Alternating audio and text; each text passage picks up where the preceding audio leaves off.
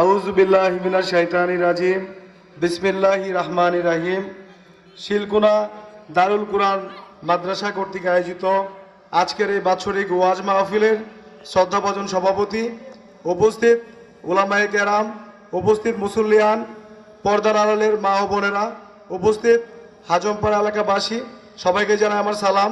আসসালামু আলাইকুম ওয়া রাহমাতুল্লাহি ওয়া বারাকাতুহু।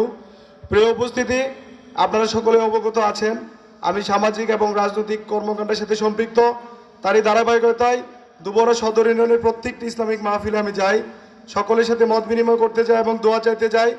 আপনারা জানেন আগামী 12ই ফেব্রুয়ারি জাতীয় সংসদ নির্বাচন তফসিল ঘোষণা করা হয়েছে। আপনারা ইতিমধ্যে অবগত আছেন দুবরা এবং হালুয়াঘাট থেকে বাংলাদেশ জাতীয়তাবাদী দল বিএনপি মনোনীত ধানের শীষের প্রার্থী হিসেবে আমাদের অভিভাবক বিএনপির বিপ্লবী যুগ্ম মহাসচিব সৈয়দ ইমরান সালে প্রিন্স ভাইকে মনোনীত করা হয়েছে। আপনারা ওনার জন্য দোয়া করবেন।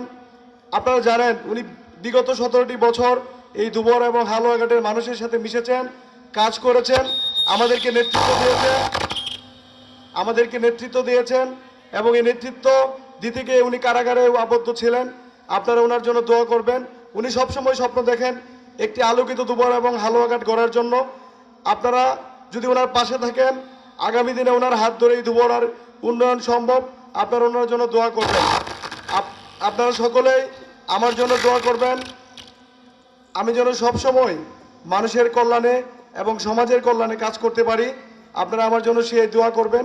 আপনারা জানেন প্রতি বছরে এই ইসলামিক মাহফিলগুলো আয়োজন করা হয়, আমাদেরকে ইসলামের কথা বলা হয়, আমাদেরকে কোরআন এবং হাদিসের কথা বলা হয়।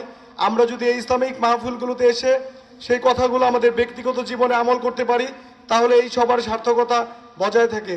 প্রিয় উপস্থিতি, আপনারা আমার জন্য দোয়া করবেন, আমি যেন সবসময় ইসলামের পথে এবং আমাদের নবী হযরত মুহাম্মদ সাল্লাল্লাহু আলাইহি সাল্লামের দেখানো পথ অনুসরণ করে সবসময় চলতে পারি এবং সমাজের এবং একজন মানবিক মানুষ হিসেবে নিজেকে প্রতিষ্ঠিত করতে পারি। আপনাদের যারা এখানে উপস্থিত হয়েছেন সকলের সুস্বাস্থ্য এবং দীর্ঘায়ু কামনা করি এবং আপনারা আমার জন্য দোয়া করবেন, আমার পরিবারের জন্য দোয়া করবেন। সবাইকে ধন্যবাদ এবং আজকে এখানে আমাকে কথা বলার সুযোগ করে দেওয়ার জন্য মাদ্রাসা কর্তৃপক্ষ যারা আছেন সকলের প্রতি কৃতজ্ঞতা প্রকাশ করছি। ইনশাল্লাহ আমি ভবিষ্যতে আপনাদের এই মাদ্রাসার উন্নয়নে নিজেকে সবসময় সম্পৃক্ত রাখবো। সবাইকে ধন্যবাদ। আসসালামু আলাইকুম রহমতুল্লাহি ওয়া বারাকাতুহু।